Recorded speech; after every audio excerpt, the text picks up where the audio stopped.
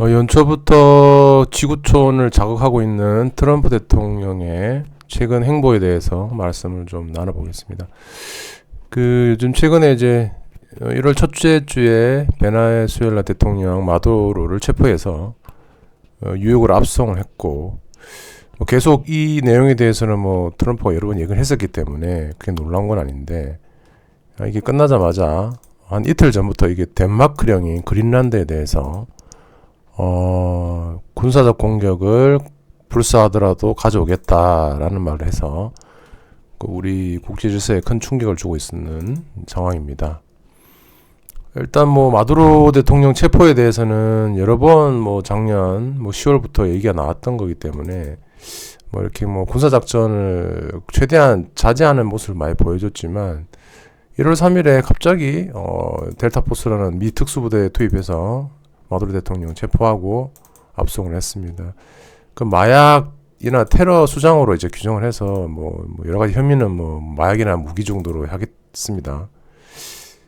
근데 이제 이 의도는 뭐냐면 전 세계 원유 매장량으로는 베네수엘라가 넘버원인데 사우디보다 더 많은 것 같습니다. 이 에너지 통제권을 확보하고 항상 자기들은 해외 개입 자제 이런 미국 우선주의란 말 해왔다가 갑자기 이제 마약 테러 조직의 수장이다, 무기 범죄자다 해서 갑자기 대통령을 끌어내린 겁니다. 한 나라의 대통령을. 그래서 마가 지지층은 그 힘에 열광을 할 수 있겠지만 국제사회는 굉장히 이제 좀 많이 이제 당황스러운 상황이 된 거죠.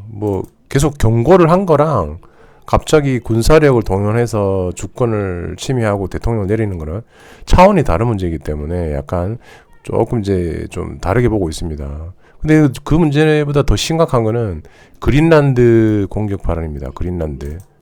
근데 그 그린란드 공격 발언이 이게 왜 이렇게 심각하냐면 이 마두로 대통령 체포가 끝나자마자 다음날 트럼프 대통령이 그린란드에 대해서 말을 안 한 건 아니지만 그린란드가 매우 절실하고 그리고 이런 덴마크의 어떤 그 방어 능력에 대해서 조롱까지 하는 내용 이거죠. 러시아, 중국 배들이 그린란드 뒤덮고 있는데 덴마크는 개썰매한데 충한 것밖에 전부다. 그래서 그린란드 확보가 미 안보의 최우선순위다. 이거 다 거짓말입니다. 자, 지금 그린란드 안에는 그 미국 기지가 한 3-4개 정도 있다고 합니다. 덴마크가 워낙에 미국이 기지를 설치하고 이런 것에 대해서 협의를 잘 해왔고 안보에 관해서 미국이 못할 만큼 이렇게 억제한 것이 없고 항상 최고의 협의를 해온 게 덴마크였습니다. 영원한 거의 우방에 가까웠기 때문에.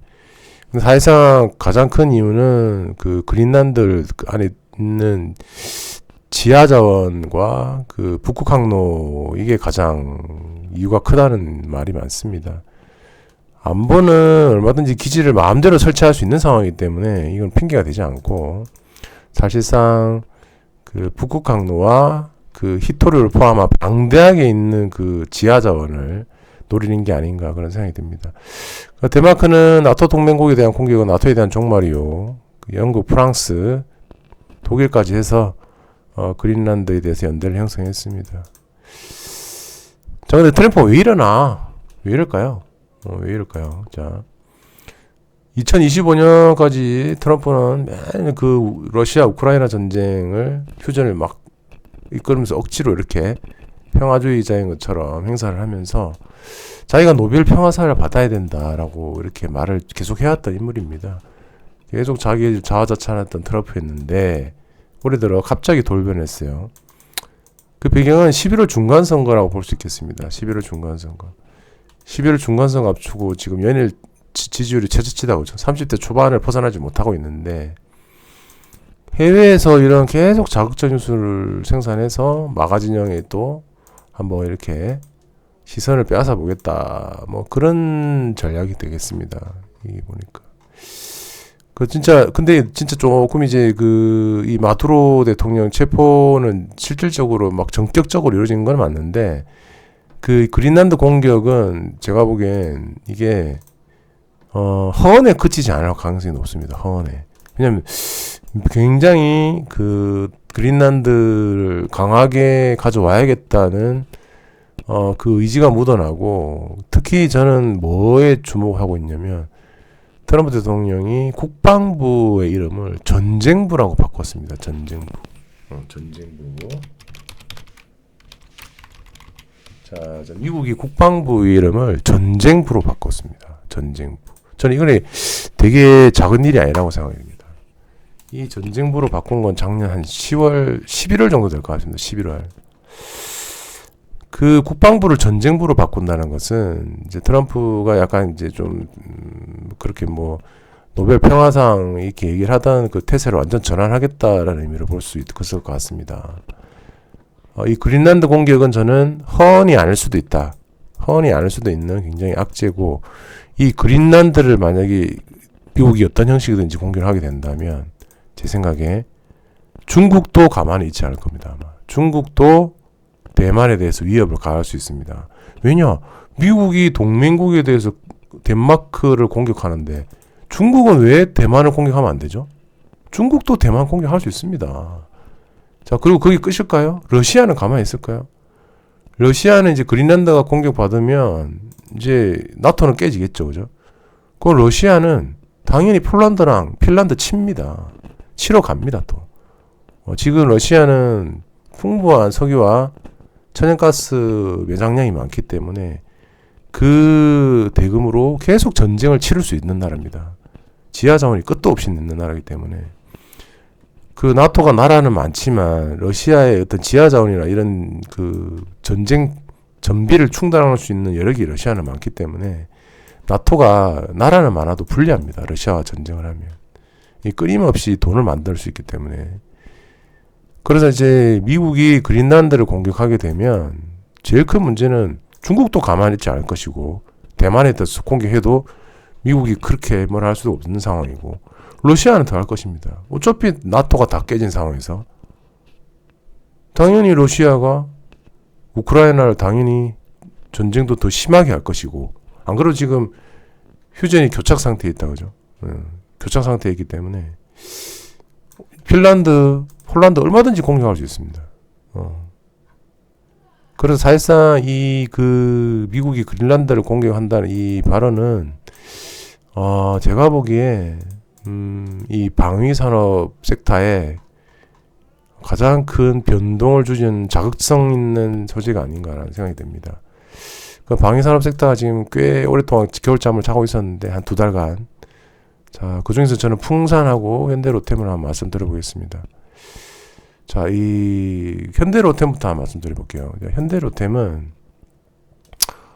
방위산업 중에 완제품, 그러니까 전차와 장갑차 위주로 생산하는 기업입니다. 그리고 철도 차량을 만드는 회사입니다. 이 양대산맥 회사, 이 두 개의 주력 사업을 갖고 있습니다.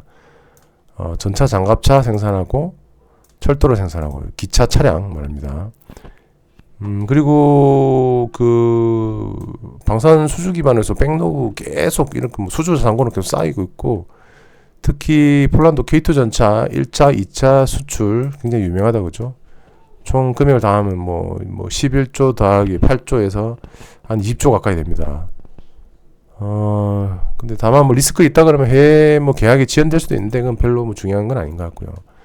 현대로템이 그런 회사고, 자, 풍산을 보겠습니다. 풍산은 방위산업 소재, 그러니까 탄약, 뭐 총알, 포탄, 뭐 이렇게 만드는 회사입니다. 이제 가장 기초 그 재료와 소재를 만드는 회사죠. 그 방산 소재가 대부분 군인 합금입니다. 이렇게 특히 이제 분기별 변동성이 조금 실적이 좀 변동성이 있고 분기별로 수주 기담이 여전함이 있습니다. 그 수주 모멘텀이 이 풍산은 현대로템과 굉장히 많이 연관되어 있습니다. 풍산. 그 현대로템향 포탄 탄약을 장기 공급하고 있다. 대구경이 보통 전차와 장갑차 들어가는 그 앞에 포신을 대구경이라고 합니다. 실적은 여전히 밸류에이션도 매력적이고 굉장히 저평가 있는 구간에 와 있는 상태고, 단기 실적 변동이 좀 있다는 거 하나 좀 리스크가 될 것 같습니다. 풍산은 탄약, 총알, 포탄 만드는 회사, 현대로템은 전차, 장갑차 만드는 회사, 그리고 KTX 차량, 기차 만드는 회사로 보면 될 것 같습니다. 지금 현재 이 그린란드 공격 발언은 제가 보기에 절대 허언이 아닐 가능성이 높다. 이게 실제 실천에 들어가게 되면 중국은 대만을 공격할 가능성이 높고, 그리고 러시아는 폴란드와 핀란드를 공격할 가능성이 높다고 저는 생각합니다. 자, 지금 사실상 이 방위산업 섹터는 이 트럼프의 이런 두 가지 갑작스런 행동에 가장 자극을 많이 받는 섹터가 됐습니다. 올해 들어서. 뭐 전쟁이 나고 안 나고 그거는 뭐 알 수 없는 상황이지만, 갑자기 불붙이게 되는 계기가 되지 않나라는 생각이 들고, 오늘 풍산과 현대로템을 한번 매수 추천을 드리겠습니다. 감사합니다.